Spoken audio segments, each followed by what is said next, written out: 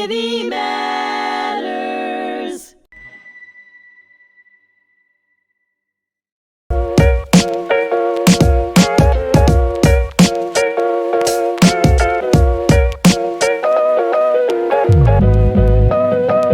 Hello and welcome everybody to episode 2 of Echoes of the Past. I am joined as always with our Director of Education here, my good colleague, Donna Rosenblum. Thank you so much as always for being here. No problem. Thanks for having me. Of course.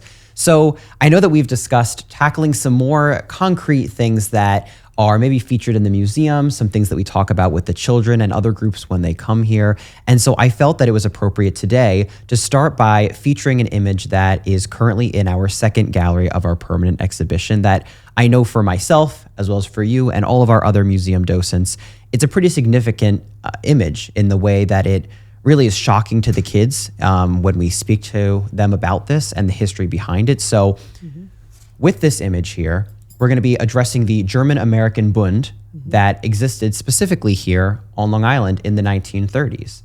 So the German American Bund, as you know, many people, unfortunately, especially locally, are not actually aware, was very popular here at the time in New York City and Long Island. And this photo specifically is taken at a German American Bund pro-Nazi rally in 1939, specifically on George Washington's birthday in February of 1939. And if we turn it around and look closely at it, you can see how George Washington is actually featured on the stage alongside the German American Bund logos. Yes. Pretty stark image there, right?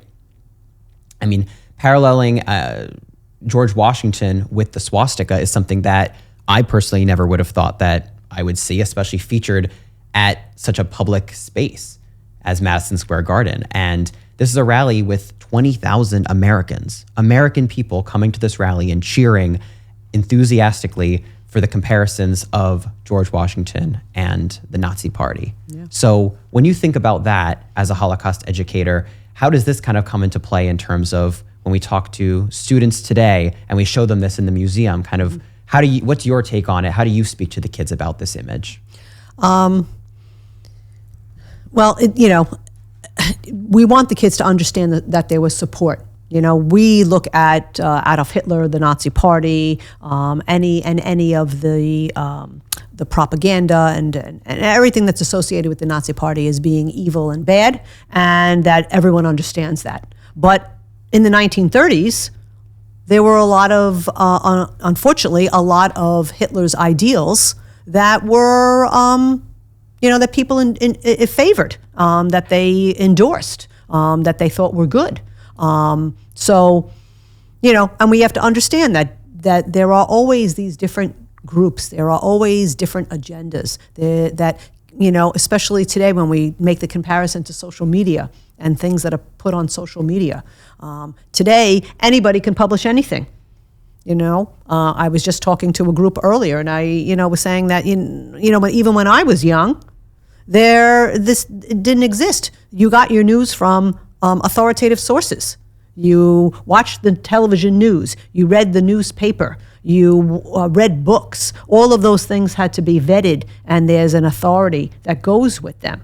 Now anybody can post anything, and there's like all of these things that are happening. So they need to understand the propaganda, and they need to understand all of that comes with that. Yeah. And I think showing this image kind of hits that home, because they recognize, oh my goodness, this was supported in our own country. Exactly. And understand why that happens, and maybe lead them to investigating and doing research so that they start making those connections and understanding where it comes from. Yeah, because that's what we want them to do always, is to think critically.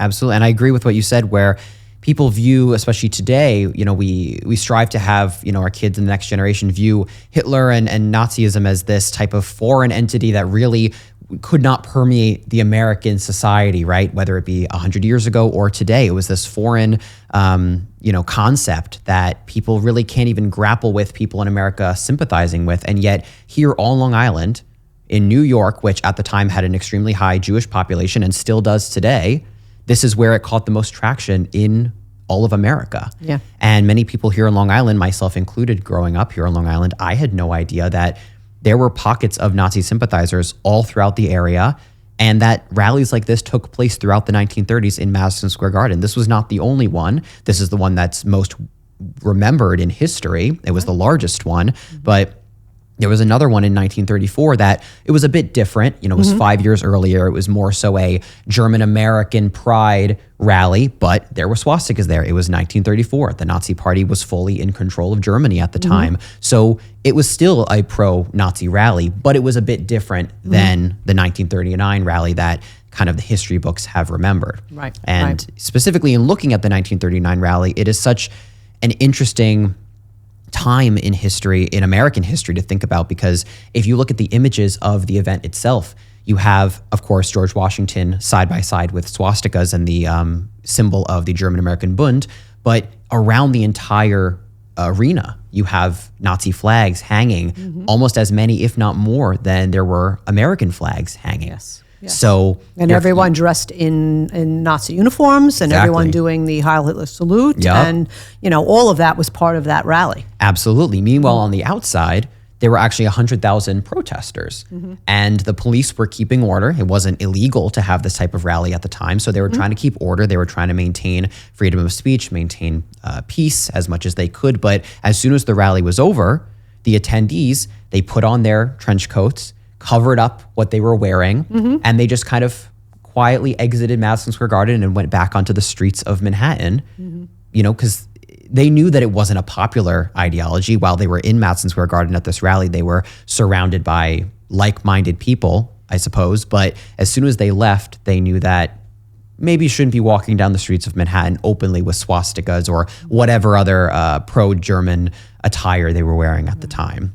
So why don't you address what actually was the purpose of this rally, what was being discussed, who the speakers were, and maybe give us a little more of an insight as to why this event even took place.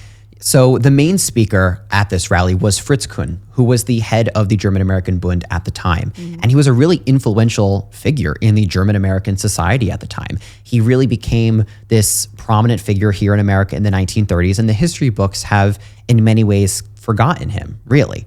And if you look back at this era and you study it a little bit, his name appears everywhere that the German American Bund appears.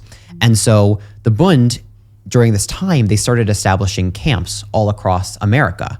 And one of the most well-known, the largest one, was here in Yaphank on Long Island, called Camp Siegfried. And this was the type of ideology that was being professed at these Nazi rallies, especially this one here in 1939. The equating of George Washington to the swastika, it was this idea of trying to make people feel that pride in Germany and German values could be held simultaneously with pride in American values. Right. That way they could kind of disguise the event as it's not, not necessarily pro-German, it's not anti-American at all. It's actually both. It's pro-American, it's pro-German, and it's acceptable. They tried to make it mainstream as best they could, but obviously it didn't exactly work that way for them.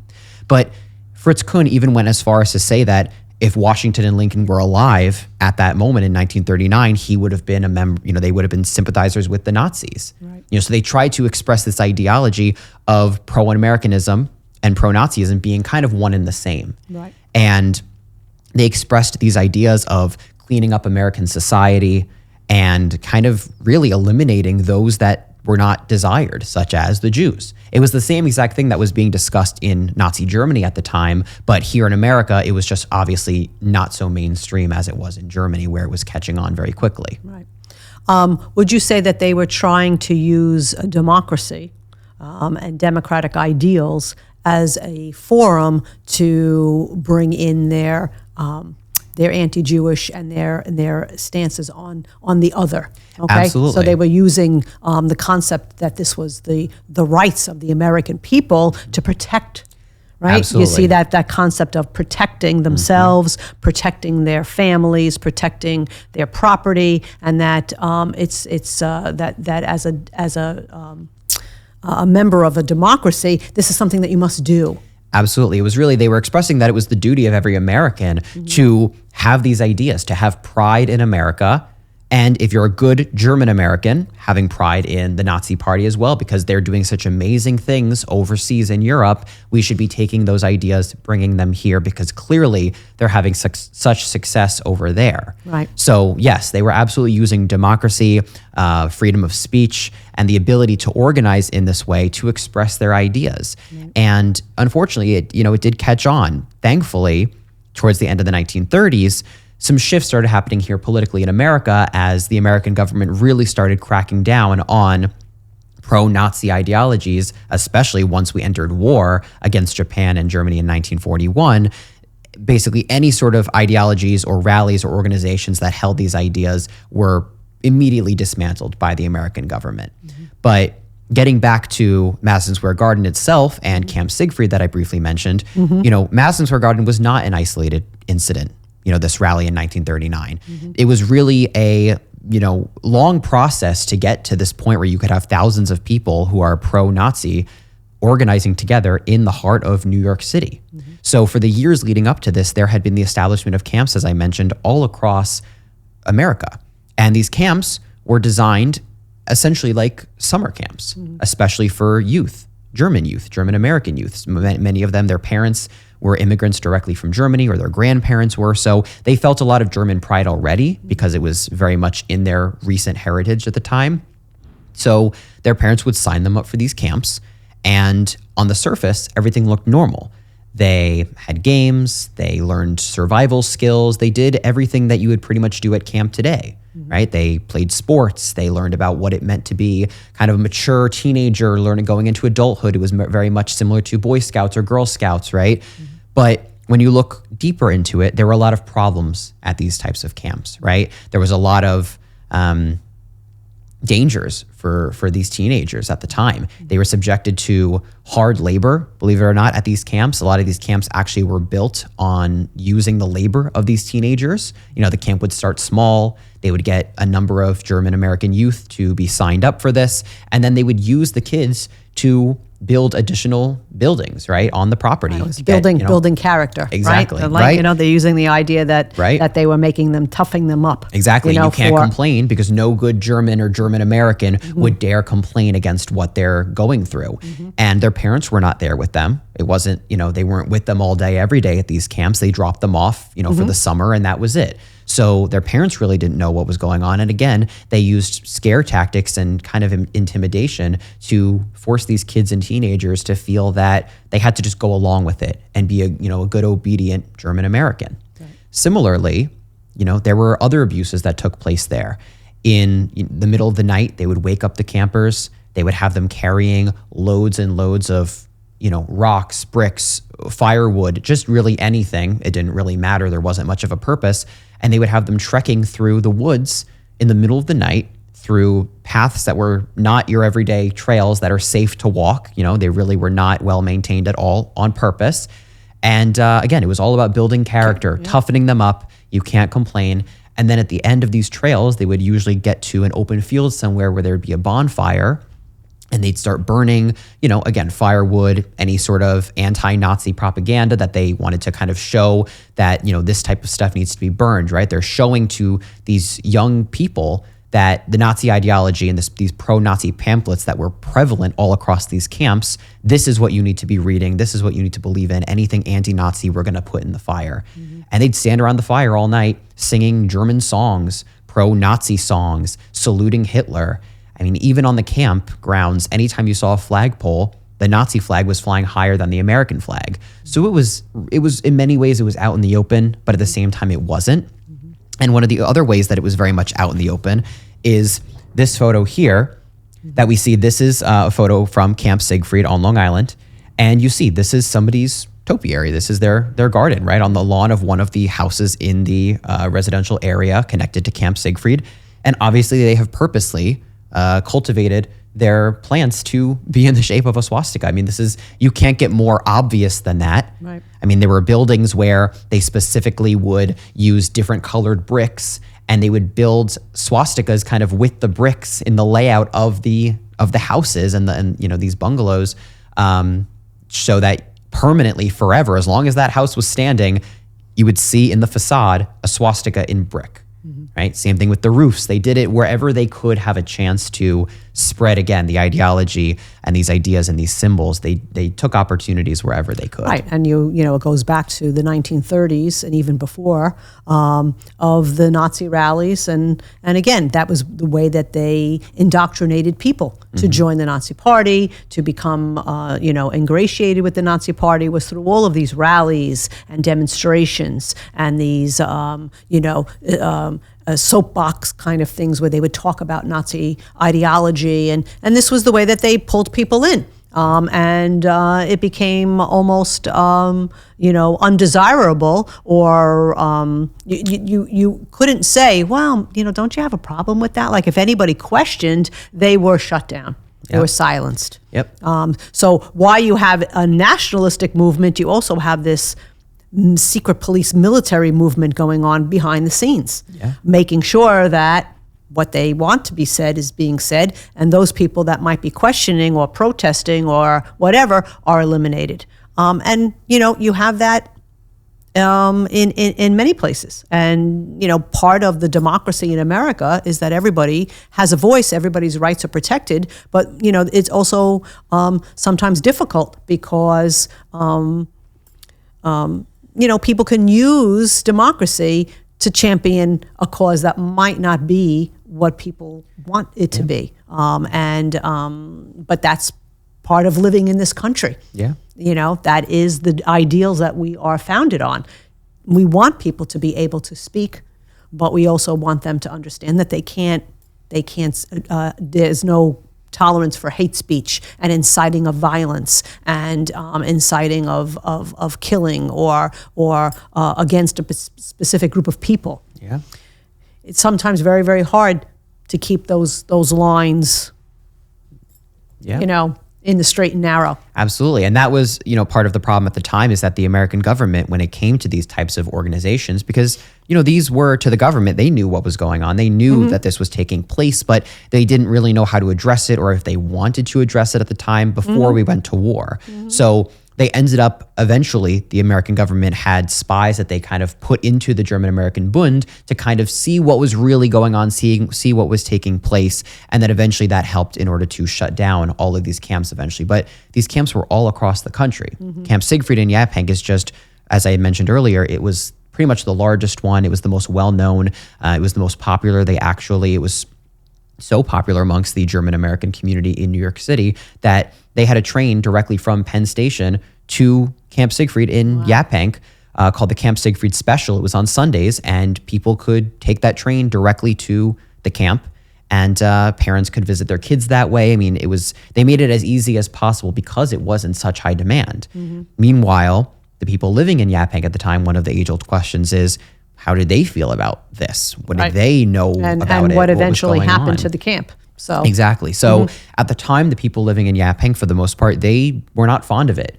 They didn't like having this camp here and all these New York City people coming out on the weekends. They wanted their quiet, peaceful life in the suburbs. So they didn't, on a basic level, they didn't like it. But even more so, they didn't like how there were demonstrations in the streets. They would march through the streets of Yaphank, and again, they were kind of training these youth as maybe future soldiers. It was just like Hitler Youth, really. Yeah. Training them, teaching them how to use guns and other weapons, marching in line just like they were in the military. So they did demonstrations just like that throughout these streets of Yaphank, and obviously people did not want that in their streets.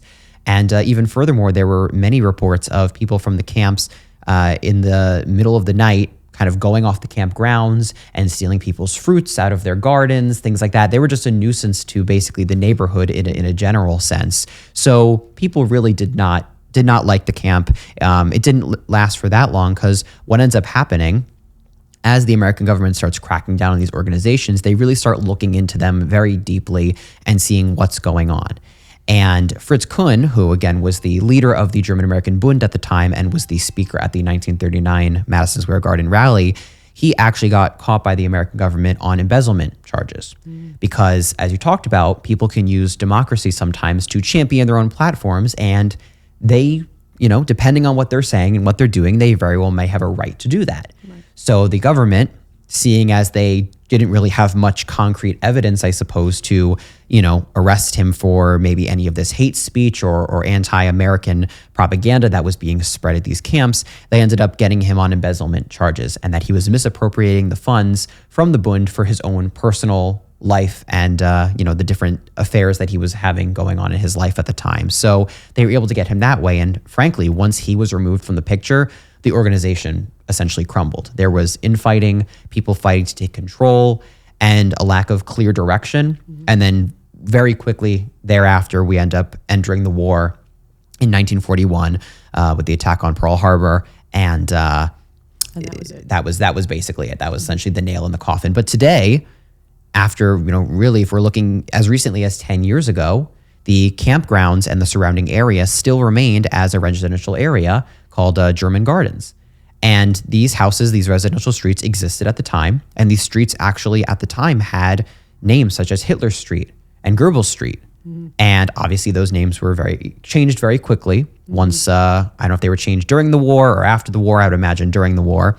And the residential area still exists today, and it's still called German Gardens. But a lot of this came to prominence about 10 years ago, specifically because there was a lot of kind of local rumblings about the area because there was a lawsuit that ended up taking place where a family who was trying to sell their house in that residential area found that they were not able to publicly list the house on the market for anybody to buy because the bylaws of living in that residential area was that you could only sell to a German American family, which the family was seemingly unaware of when they ended up moving in about 20 years earlier. They did not know that was the case. They had been referred to by someone who had lived there already. They happened to be a German American family. They didn't think anything of it, and that was it. And the area, yes, it still had a lot of German pride. They still have a clubhouse on the property with a German flag, and they have Oktoberfest celebrations, things like that. So it was known as a German American development, but they didn't realize just how extreme it was to the point where you could They were not exclusively list. trying, right? Exactly. And that's, of course, against the law. Exactly. You can't. They didn't you know can't that. do that. Right. So it ends up, becoming this big lawsuit here on Long Island, which is how a lot of this kind of, again, came to prominence about 10 years ago. And people started realizing, wait a minute, this happened. This took place here on Long Island. People really had no idea. Even people who lived in Yaphank, right here and now, they really had no idea. So it came to prominence, and the from what you see online, the bylaws have since changed as that was an illegal practice, and the Long Island housing market, cracked down on them to make sure that that type of practice doesn't continue any longer. So as of today, apparently anybody can live in that community. Personally, I wouldn't want to, but it's an option for people now. But so it still exists, but it's kind of a ghost or an echo of the past, really. Yeah, absolutely. Well, that's fascinating, and I'm so glad that you are so well versed in this topic. And again, it's important for our students to understand the past, right? They really don't have any understanding of what life was like at this time. Even here in America, for women, for minorities, for people of color. I mean, it was a whole different world. In the 1930s, 1940s America. Yeah. We talk about that all the time. And that's something that they need to understand. Yeah, I think that it's interesting whenever I specifically speak about this photo with the kids in the gallery because, again, they don't see it coming. It kind of blindsides them in a way where suddenly, we're in deep. We're talking about Nazi Germany. We're talking about the legislation that's passed. We're talking about the discriminatory policies. And then out of nowhere, our docents show them a photo of a rally here in America, a place that they recognize. Many of them have been to Madison Square Garden with their family or, for an event or a game or what have you. So it is kind of like a shock. And I think it's a little bit of a wake-up call in the middle of the tour that, hey, we're not just talking about a place that's completely on the other side of the world that you guys have never been to before and it was 80 years ago. It doesn't matter. And I think a few of them come in kind of with that mindset. They can't relate to it because it's another time, it's another era, it's another place. And if they're not Jewish, it's not their people, right? Right. But then when you show them this and how this is, right here in New York, Long Island, New York City, I think it kind of shakes them a little bit in a good way and reminds them of the power of propaganda. Absolutely. And I think that that's really the key is that we really want to emphasize propaganda. and what these agendas are, and that they need to be aware, and that we're never going to stop propaganda, but we have to educate ourselves as to understand what it is that we're seeing, what it is that we're viewing, and to question and to learn more and to look at multiple sources when you're reading an article. You can't just take one viewpoint, because that's that person's viewpoint, but there might be another viewpoint. There always is. And that viewpoint is just as worthy, and has just as much factual information, and they need to understand all sides. Yes. Well, thank you so much for being here for this conversation, and I look forward to the next time. All right, next time.